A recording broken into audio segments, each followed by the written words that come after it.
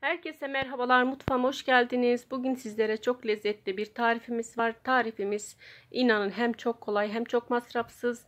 Bir bardak bulgur ile bir tencere lezzetli bir yemeğimiz var. Bulgur köftesi yapıyoruz.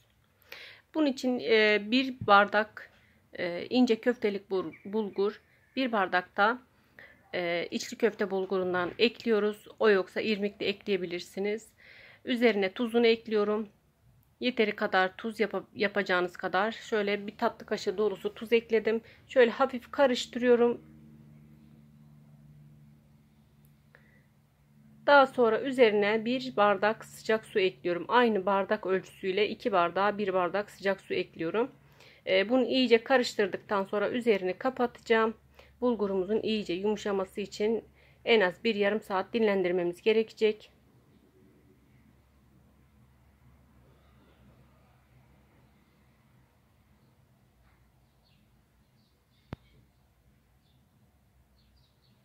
Evet, bulgurumuzu bu şekilde yarım saat dinlendiriyoruz.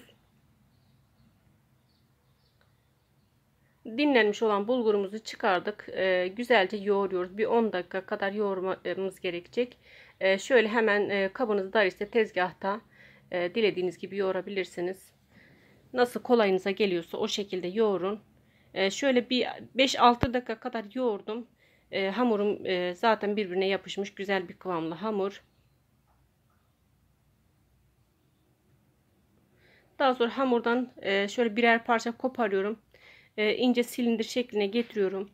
Hem kesmemiz hem yuvarlamamız kolay olsun diye bıçakla küçük küçük dilimlere ayıracağım. Bu şekilde eminim siz de yapınca göreceksiniz. Bu şekilde çok kolay oluyor. Tek tek elinize koparmadan bu şekilde yapın siz de. Şöyle küçük nohuttan çok az büyük olacak şekilde köftelerimizi kesiyoruz. Ve hepsini yuvarlıyoruz. Ben kaba almadım. Şöyle tezgahta hafif kendini çeksin diye kuru bir şekilde bırakıyorum. Birbirine yapışmadan bu şekilde gayet güzel oluyor.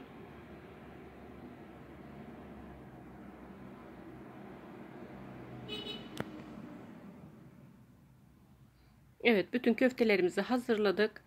Şimdi köftelerimizin pişirme aşamasına geçebiliriz. Şöyle tencereme 3-4 yemek kaşığı kadar sıvı yağ ekliyorum. Hemen yağımıza 1 yemek kaşığı domates salçası ekliyorum. Salçamızın kokusunu çıkarana kadar güzelce kavuruyorum. Yemeğimiz soslu, sarımsaklı güzel bir sosu olacak yemeğimizin. Suyunu çektikçe su katmamız gereken bir yemek. Bunun için suyumuzu koyarken tam olarak ölçü vermiyorum.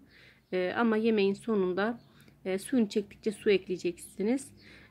Daha sonra üzerine bir tatlı kaşığı kadar biber salçası ekledim. Biber salçasını da güzelce kavuruyorum. Baharatlarımızı ekleyeceğim. Dilediğiniz baharatları ekleyebilirsiniz. Ben biraz kimyon, biraz pul biber ekledim. Karabiber de çok yakışır bu yemeğe. Dilerseniz karabiber de ekleyebilirsiniz. Karabiberi alerjiden dolayı fazla kullanamıyoruz. Üzerine suyunu ekliyorum. Sıcak su kaynattım hemen çabuk olsun diye. İlk aşamada 2 litre kadar su ekledim.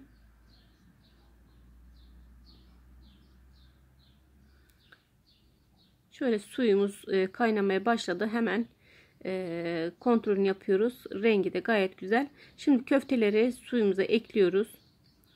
Köftelerimiz gördüğünüz gibi hiç yapışmadılar. Bütün köfteleri ekledim. Şöyle hafif tahta kaşıkla karıştırıyorum. Köfteleri ezilmesin diye. Demir kaşıkla karıştırmayın. Tahta kaşığın tersiyle şöyle bir ters düz yapalım. Daha sonra kapağını yarım kapatacak şekilde kapatalım. Kaynamaya bırakalım.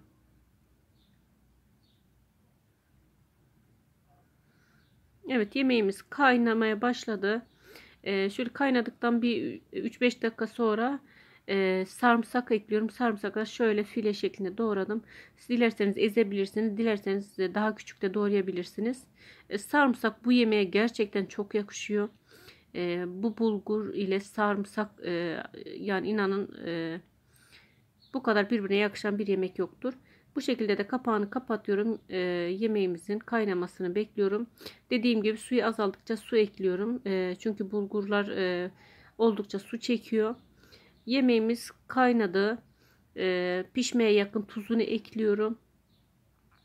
Bulguruna tuz koymuştuk ama suyuna eklememiştik. Suyunu da ekliyorum. Bu şekilde yemeğimiz hazır oldu. İnşallah tarifimizi beğenmişsinizdir arkadaşlar. Tarifimizi beğendiyseniz beğen tuşuna basmayı, eğer ki halen kanalımıza abone değilseniz abone olmayı unutmayın arkadaşlar. Bir dahaki videoda buluşmak üzere. Sağlıklı, mutlu, huzurlu günler sizlerin olsun. Hoşça kalın, mutlu kalın.